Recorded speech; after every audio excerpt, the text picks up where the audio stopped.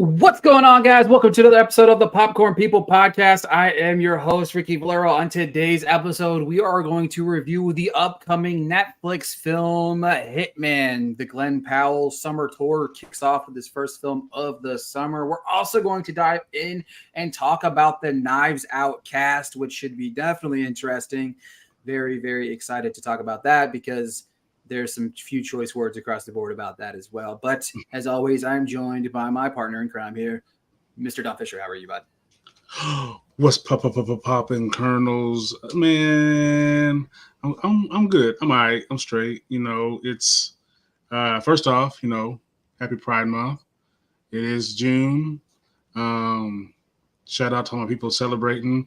And if you don't fuck with the community, we don't fuck with you. I mean, just plain and simple.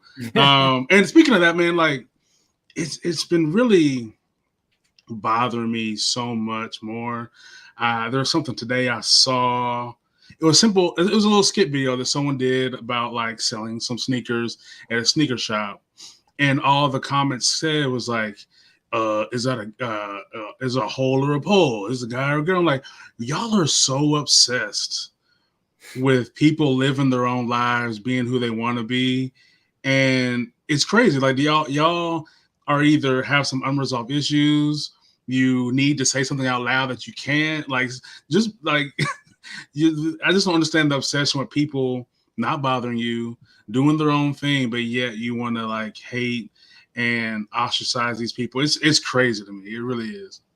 Yeah, it definitely is, because it's, what does it matter to you? Like, just like, don't criticize something you don't understand. Like, that's something I was taught at a very young age. Like, just because there's things in life that I'll never understand doesn't mean that I'm just going to automatically just say bad things about it. You know what I mean? But like, let people be who the fuck they want to be at the end of the day. That's just the moral of that. And again, if you have any issues with it being and like people are like, oh, they get a whole month, blah, blah, blah. Shut up. Like, shut up. That's all I want to say to people. Shut up. Like, like, who fucking cares? You know what I mean? Like, I love scrolling through the comments of like sports teams that post like, oh, we support everybody. Oh, time to unfollow the team for the month. Like, what? Shut the fuck up. You know what I mean? I know. Like, ain't nobody trying to hear that shit. Like, whatever, man. But yeah, so before we dive into Hitman and talk about some of the other things that we've watched recently, I want to talk a little bit about some news of the week. All right.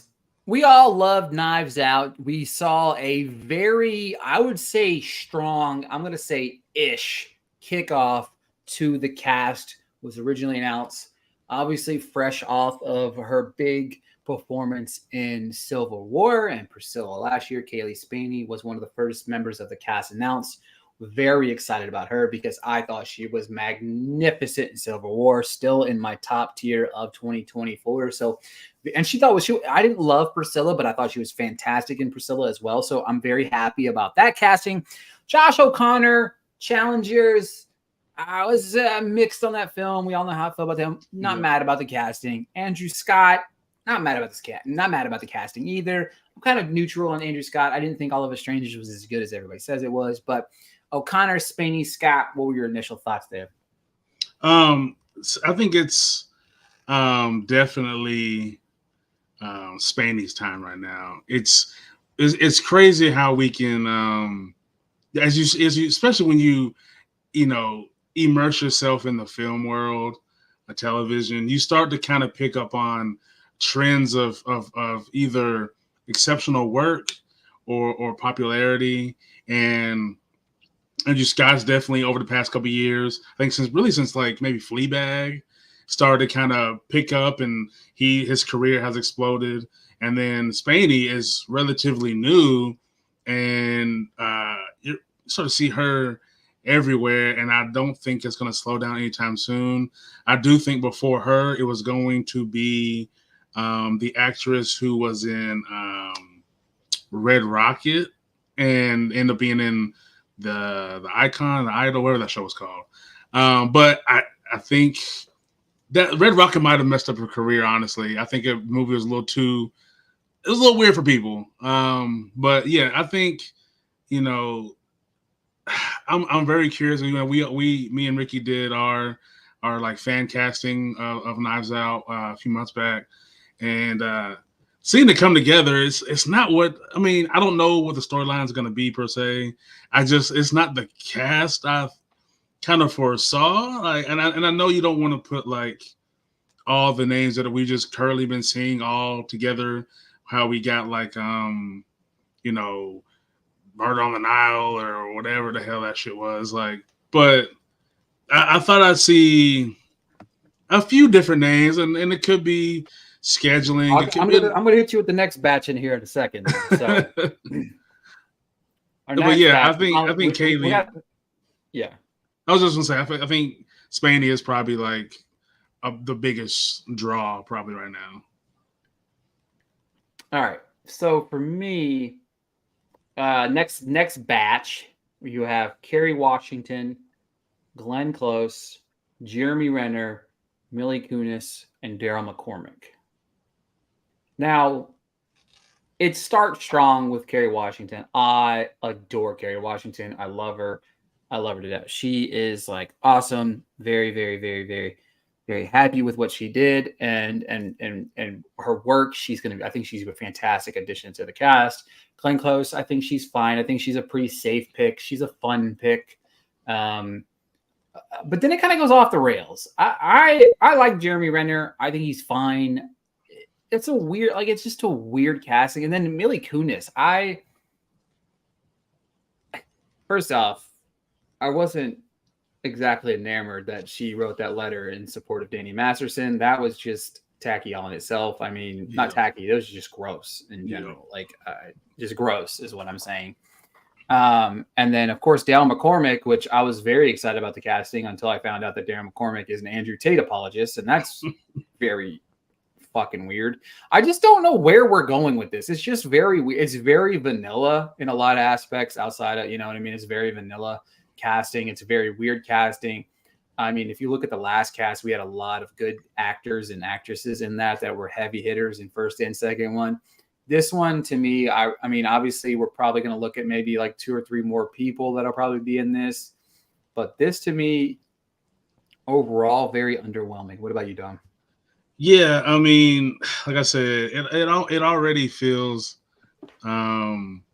somewhat disjointed a little bit. Like I just feel like when you put these names on a board, it doesn't seem like it doesn't seem like it meshes.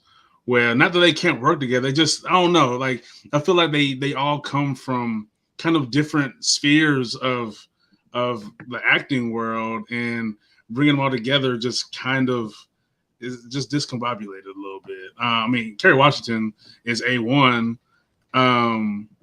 And again, that's another draw.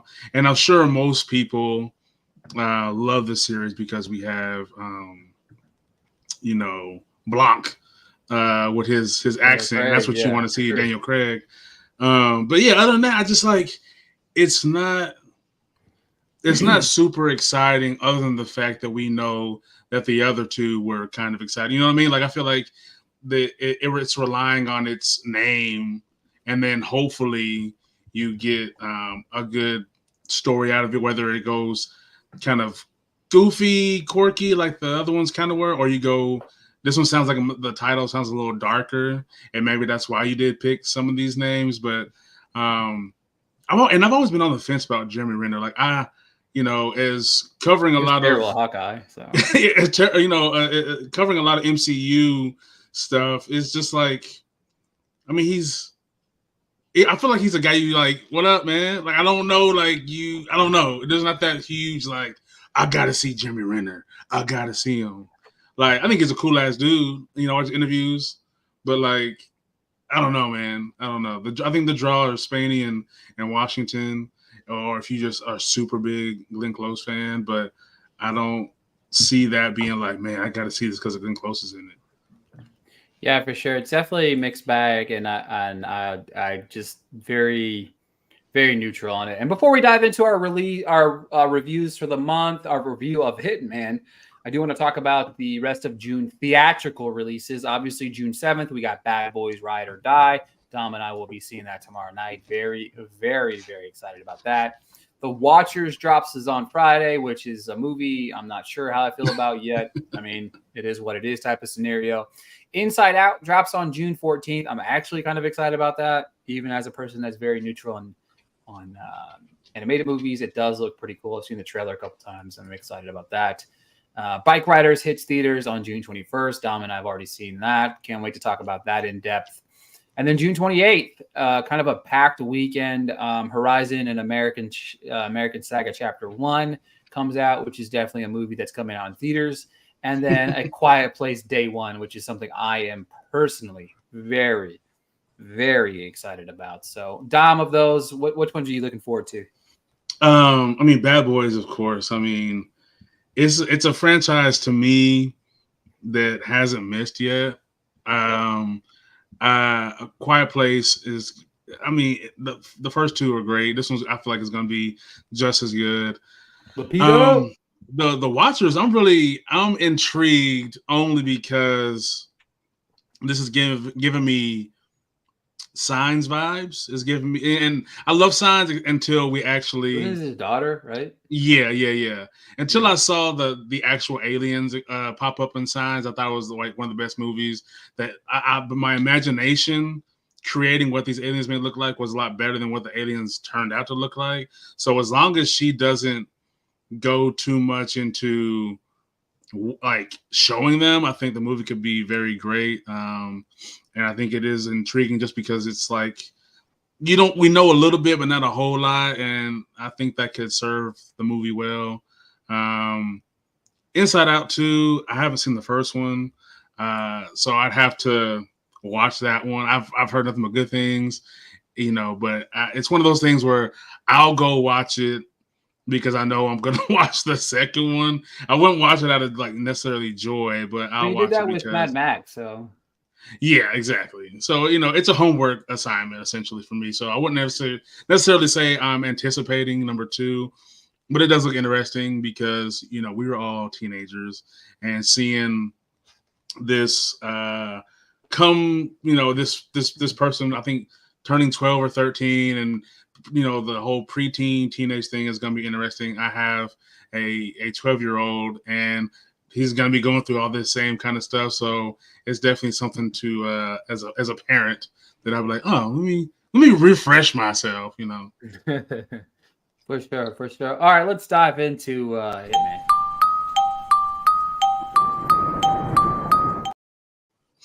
All right. Directed by Richard Linklater, a professional killer, Gary Johnson, breaks protocol to help a desperate woman trying to flee an abusive husband and finds himself falling for her. The film stars Glen Powell, Adria Arona, and Austin Emilio, and then Retta. I feel like she goes by one name like Prince. I'll let you go first on this one. Yeah, I know you saw it probably before I did, maybe twice, maybe.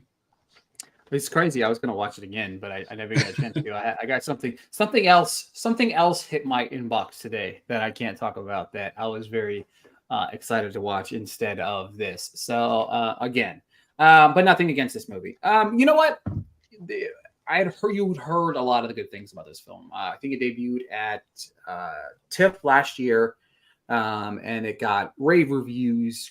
Great movie, awesome movie. Glen Powell. I like Glen Powell. Thought it was the only good, redeemingly good part of Anyone But You, or Anyone For You, whatever the fuck that movie's called. But look, there's a multi-layer to his performance that reminds you of like James McAvoy in Split. Now, it's not as deep with it because McAvoy goes deep into the personalities, but the layers within the role are kind of meaty, right? You know what I mean? Powell's range within each character, all but small, is downright brilliant. I thought Powell's fantastic in this. Adria Arjona, she was the perfect scene partner. I don't think Powell's really, really good in this, but I don't think he's as good if it wasn't for her, because I feel like they dance together very well. When they're together, it's magnificent. There's a final scene of this movie that is absolutely mesmerizing. And it's just because of the chemistry between these two, the back and forth between these two, that really bring it to life in a way that Powell can be as great as he can, but if he doesn't have a good dance partner, again, anyone but you, look for that as an example for me. But you look at that, he's got the perfect dance partner here. She's just fantastic. You know what I mean? I love the chemistry between the two. Powell's great. Powell's great in this. I think Powell can be a movie star. I think Powell, he's got me excited about Twisters. Very, very excited about that. I'm excited about anything that he's really in. I really hope that he kind of drives into roles that are different. I hope he's not attached to anything like for a lengthy period of time. I would love to see him kind of bounce from role to role. Movie star roles, not anything that's going to bog him down or hold him back from being really the actor I really would let there be one. I will say this, I would love to see Powell really dive deep into a role. I would love to see a coming out party for Powell in a acting way. Not to say that he's not good acting in this, not to say that he hasn't had some performances that have been fun, but I want something serious, something deep, something raw from him. The script is crisp.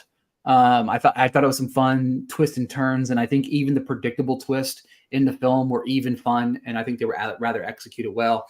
Linklater and Powell actually co-wrote this film with Linklater, which is pretty cool to know and understand.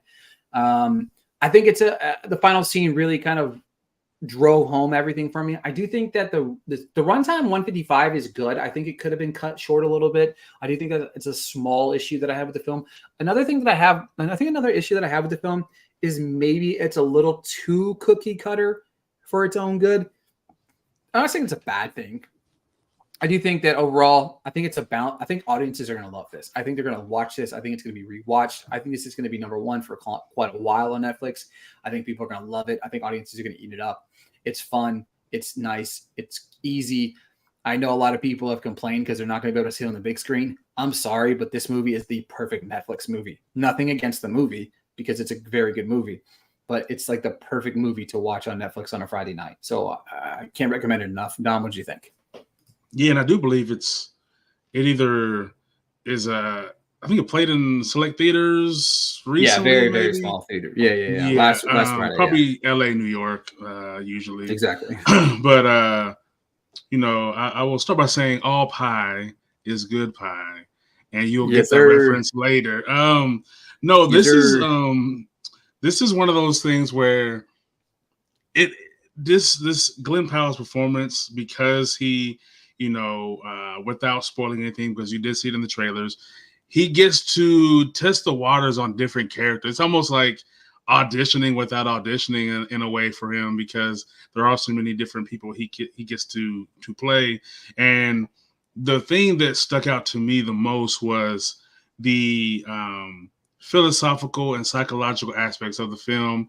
As he's a professor, because loosely based on a real thing that happened, a real person. But since he's a professor, as there's teaching going on about philosophy that dives into the mind and the human condition, how we're socialized, how we act.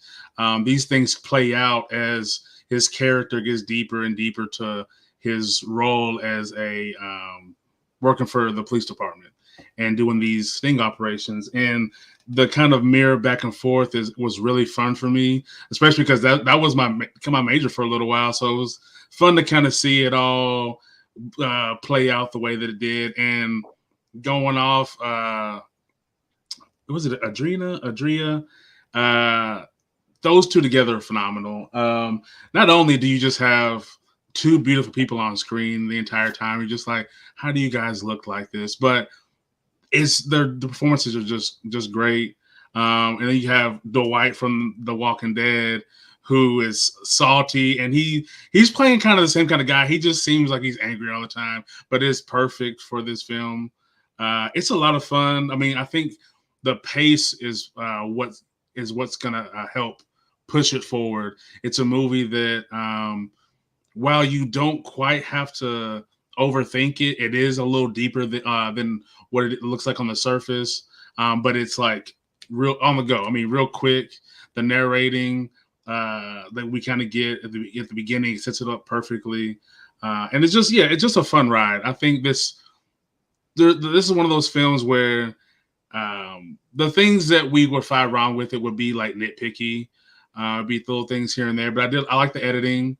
I like the costume design. I mean, seeing him play these different people, who some of them I feel like I can't say for certain, but some of them do remind me of other characters I've possibly seen in other films, like other hitmen, and maybe I'm just it's in my mind, and maybe they actually are, but it was just fun to see, and it's in a time where we're trying to revive rom-coms and want new and fresh ideas. This was kind of a perfect marriage. It felt fresh, and it was like this unconventional rom-com, because the old formula may be dead. We're going to get them here and there still with your hallmarks and things like that, but like the mainstream convention is dead, and we're getting like Fall Guy and like Hitman. We're getting these new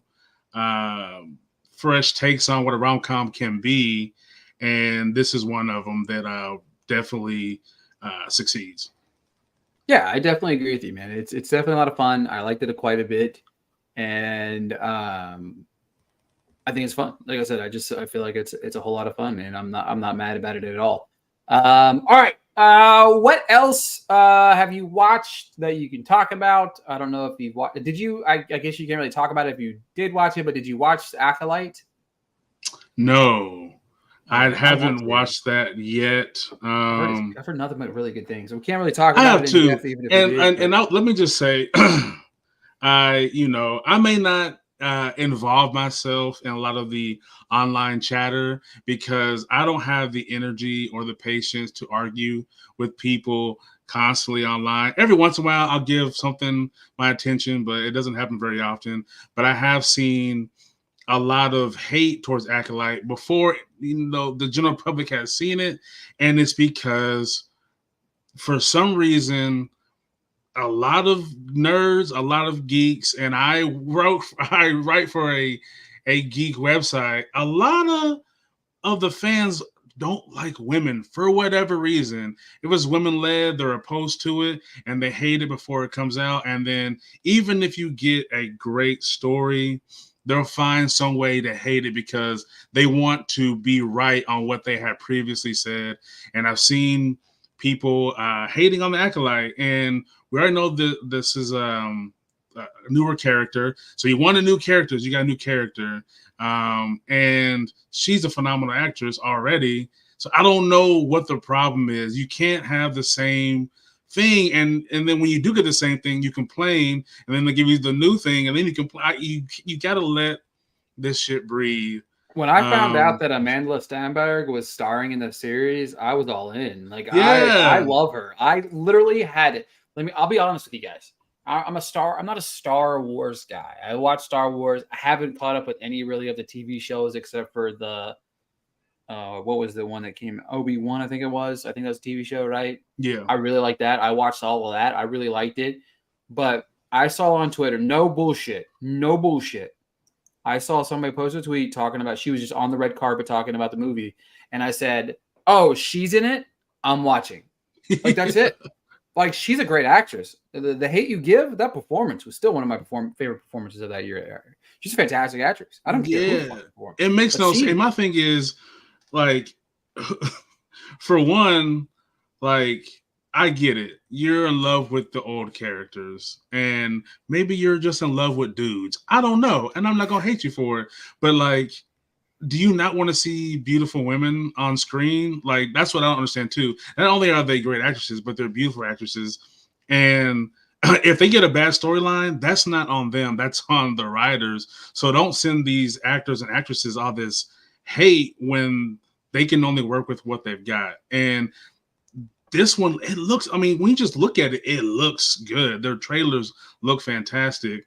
I don't know how they can just automatically say that they hate it before they've seen it. It's baffling to me that this is what fandom has become. Racism, sexism. Yeah. All the isms is what they deal with. You know what I mean? Like what happened to like defending, like, the fandom within film used to be like sports. That's your team, ride or die.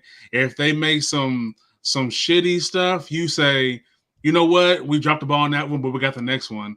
And now they're just tearing down their own house that they built. It makes no sense. 0 cents to me. 0 cents. All right. What else have you watched? Oh, Babes. Easily Yeah, one of the funniest movies of the year. Alana Glazer, Michelle Buteau. And like along with Scrambled, which I feel like is like good like companion film, seeing the birth experience, the mothering experience in an authentic way that can still bring you hella laughs is phenomenal. We're used to seeing the story, like all the movies we saw in our younger ages. It was all movies that were written and directed by men, and now women are in control of their stories. And contrary to popular belief, women are funny. There's a lot of funny women, and the movie is great. I mean, it's heartfelt. It's about sisterhood and this single mom experience, but and trying to still hold together a friendship and selfishness and the little twist in the movie comes early, and I almost thought that it was like fake. I was like, nah, that's not real. And then I was like, this is happening. Okay. And it makes the story that much more interesting. I know I said, I talked about In a Violent Nature. I know that you saw it recently. What did you feel about it? I know you're not a big horror guy, and I'm the horror guy, but what was your thoughts? I know the final act was a little rough. It was a little rough, but all right. So to me, this could have been better as a short film. Okay, I can see that. The kills are awesome. Okay, 100%. I just feel like it's so slow at times. It's just this slow, methodical.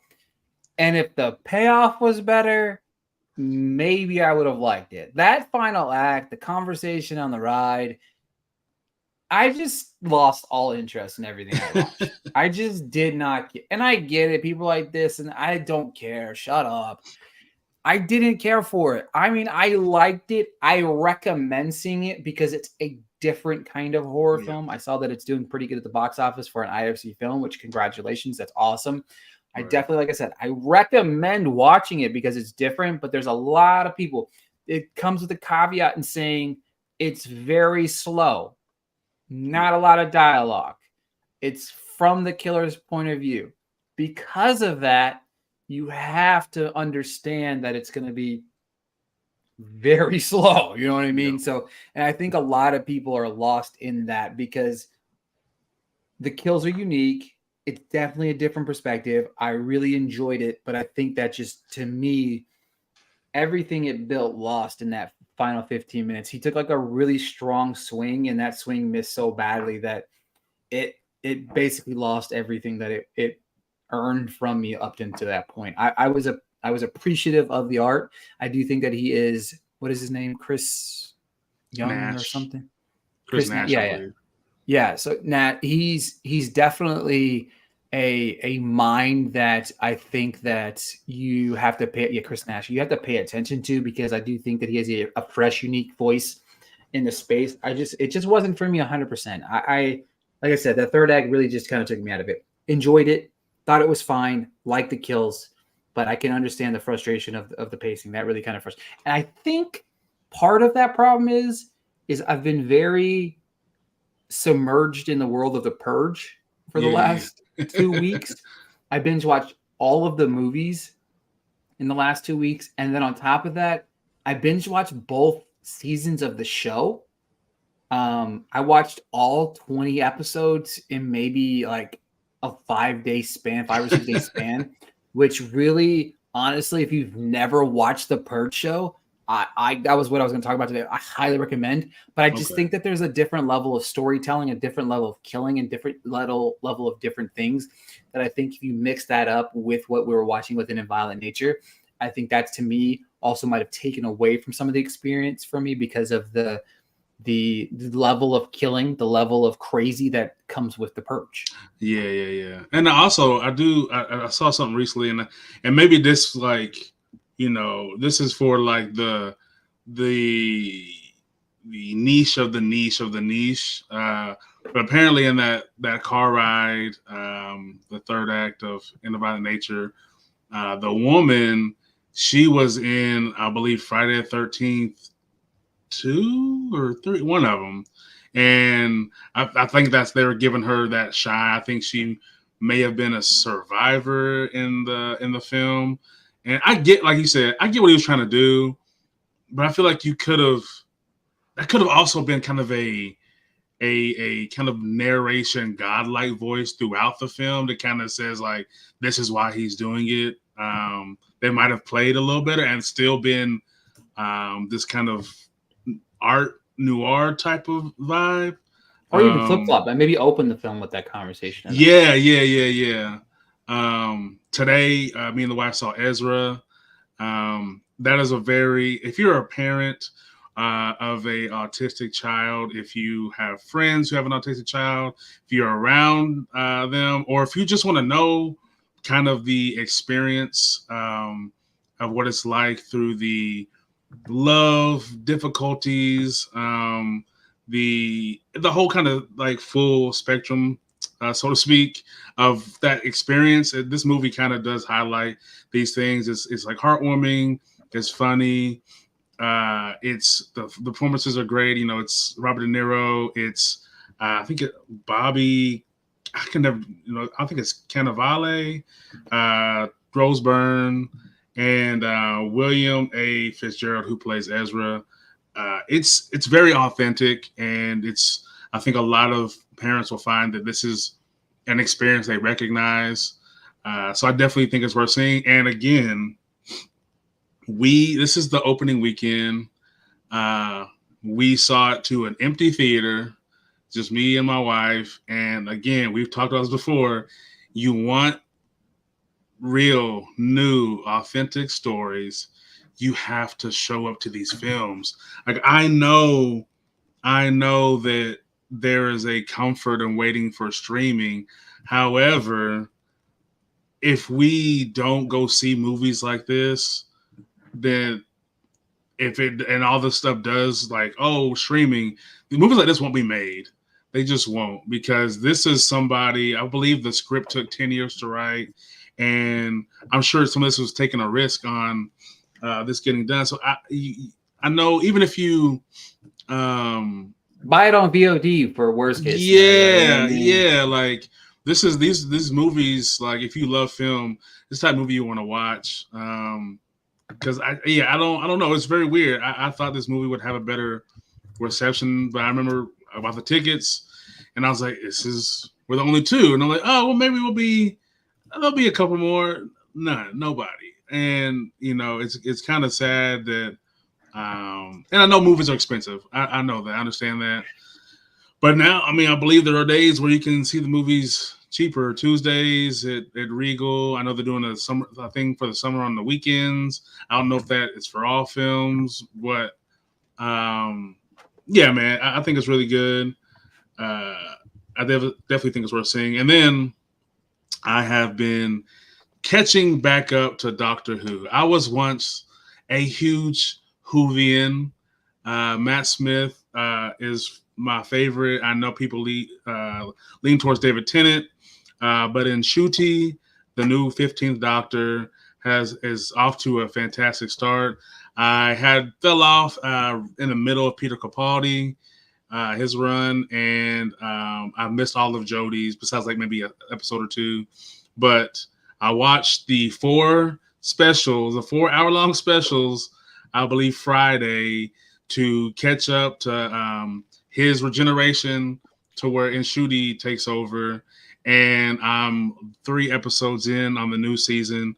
It's fantastic, man. Like I remember now why I love Doctor Who so much, because it's fun, it's dark, it's has a lot of light in it, and also it covers an array of different topics in a very thoughtful way.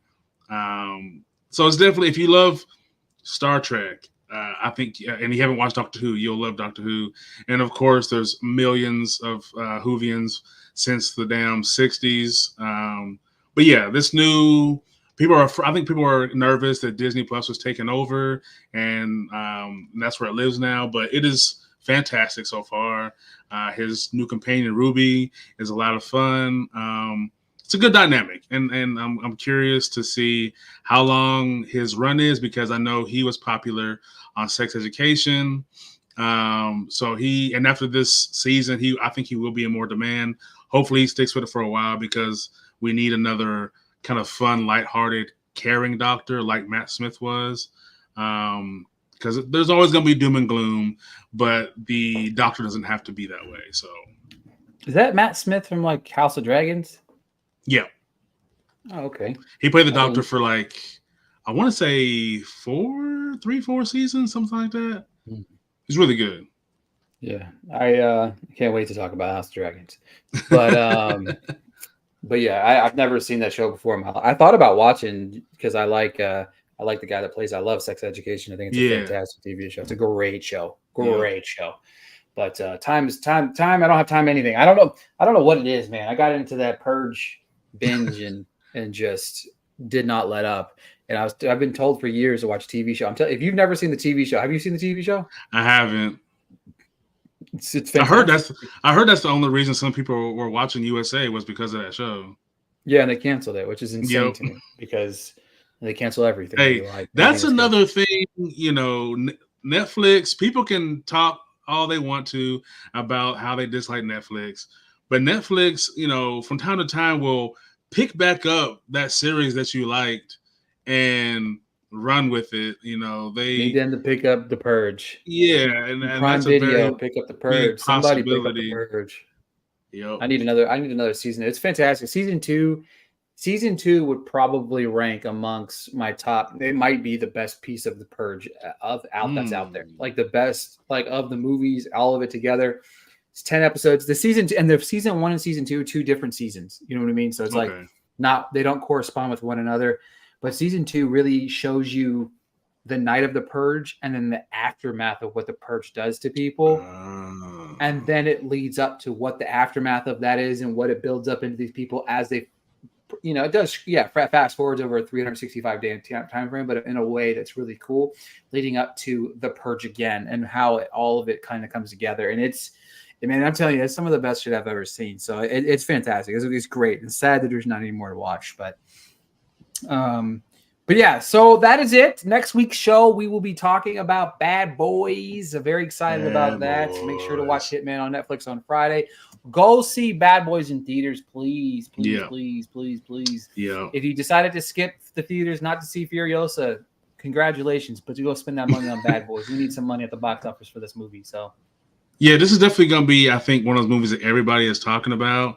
And you don't want to be the person who doesn't know what's going on. Don't let somebody give you a full TikTok, YouTube breakdown of the entire movie, and then you pretend that you saw the whole thing. Go see it. Go enjoy it. Because this could be the last time we see this duo together. We haven't seen it yet, so we don't know what they're leading into, but we do know after the last film, there is a new team called Ammo, and they are the future of that police force. They could be eventually taking over and having their own kind of spinoff thing. And Mike and Marcus, they got to retire at some point. So enjoy them while they're here on a huge screen and great sound, because that's what these movies bring every single time. Absolutely. That's it for this week's episode. Thank you guys for tuning in. We'll talk to you guys next week. Peace.